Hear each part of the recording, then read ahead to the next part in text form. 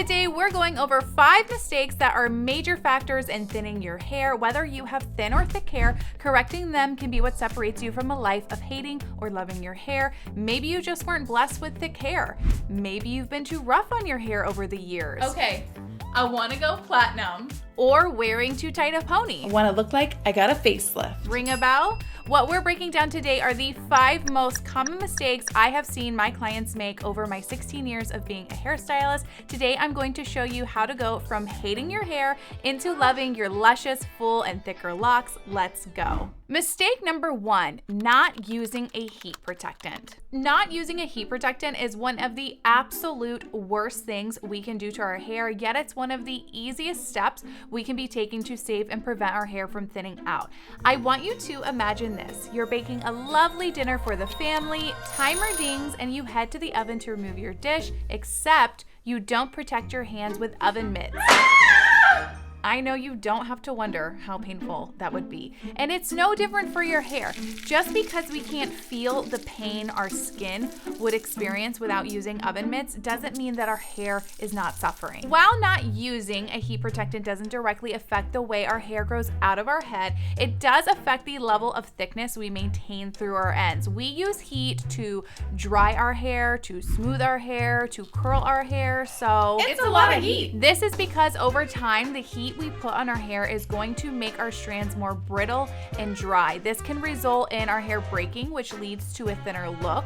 The good news is that luckily this type of hair loss is not permanent and can be easily fixed by using a heat protectant every single time you apply heat to your hair. I like using a dedicated heat protectant when my hair is wet before drying. If you're using a leave-in conditioner that offers heat protection, I'm here to tell you that that alone is not enough. Lots of leave-in conditioners offer some form of heat protection, but I want to note that products that offer multiple benefits don't offer the same level of heat protection as a dedicated heat protectant. My favorite way to add my heat protection is using a spray heat protectant in my hair, but you could certainly use a different form like a gel or an oil, and I will link some options below in the description and pinned comment. When using a heat protectant on your dry hair for reshaping, I strongly suggest using a spray heat protectant, as you can spray each section as you move through your hair, which will give you better coverage. When using a heat protectant spray, you want to make sure that you are lightly coating your hair. You do not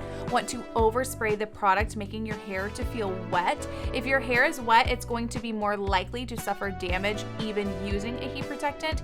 If you have thicker hair, you can use a traditional misting spray as your heat protectant, but if you have finer hair, I recommend using a dry aerosol spray as they come out in a much finer mist. The key word here is dry aerosol, meaning it's going to be lighter. A traditional misting spray can come out too heavy and your fine hair is much more likely to become damp from it, which we don't want. I really want you to remember this next time you go reach for that blow dryer or iron, okay? All you have to do is think about how your poor hands would feel grabbing something out of the oven with no mitts on. I bet this thought alone has scared you enough to solemnly swear to always use heat protection. Mistake number 2, using too high of heat. This mistake goes hand in hand with mistake number 1. It's one of the worst things you can do, but also one of the easiest things to correct.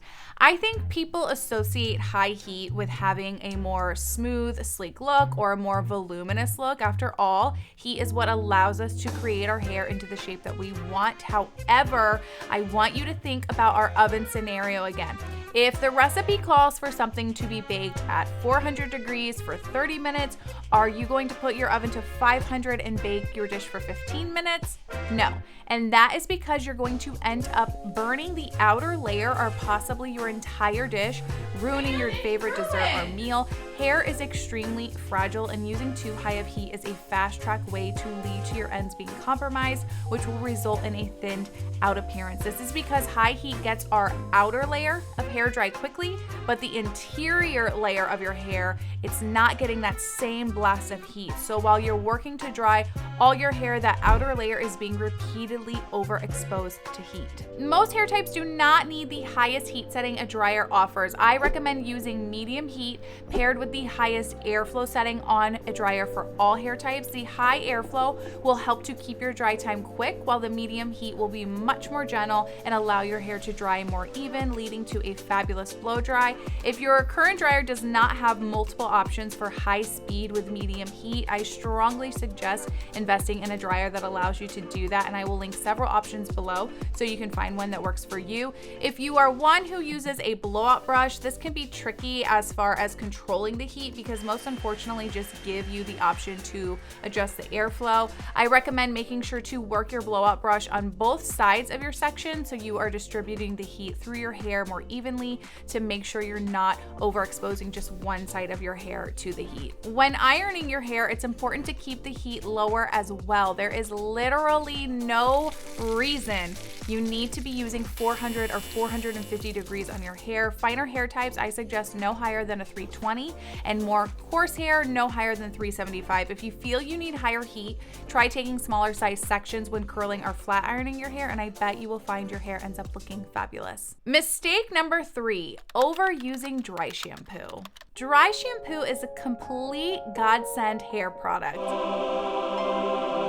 One that I personally can't live without. It's meant to absorb oils that form on your scalp and hair in between washes, but overusing it can clog your scalp, which can lead to affecting our hair follicles when it comes to their growth cycle. Are you confused? An easier way to understand this is to think of a plant that requires full sun exposure to grow and maintain a beautiful bloom.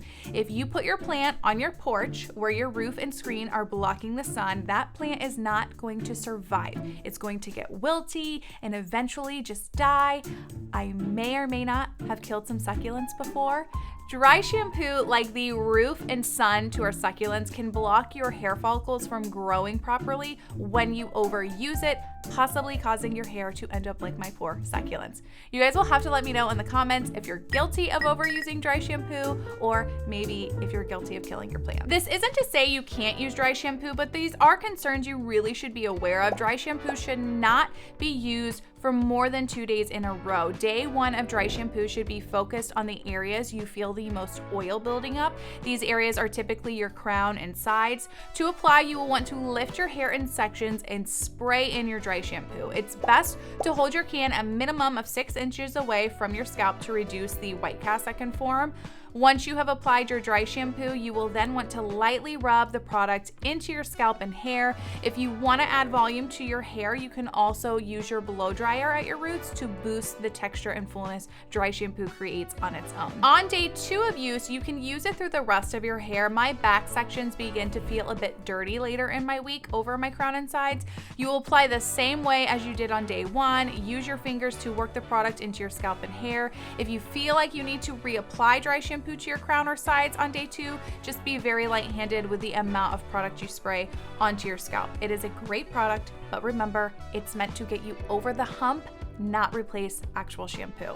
Mistake number 4, over highlighting your hair. Bleach is extremely harsh to your hair. Even with the best stylist working on you, there is a fine line between healthy and damaged hair, and you want to be sure you are not overdoing it with your highlights to steer clear of that damage. You don't have to give up highlights, but changing the amount of highlights and how often you get them will lessen the stress on your hair. This time last year, I decided to give myself a break from highlighting my hair so much. You can see here my ends are much thinner compared to now, where they have a much fuller, thicker look. I've maybe highlighted my hair 3 times in total from last year till now. I have noticed quite the change in how my hair looks. It's so much more healthy visually, and physically it feels so much better to the touch. I recommend talking with your stylist about things you can do to allow you to be able to go longer between highlighting services. You can blend in your natural color if your roots are quite a bit darker by doing a root smudge.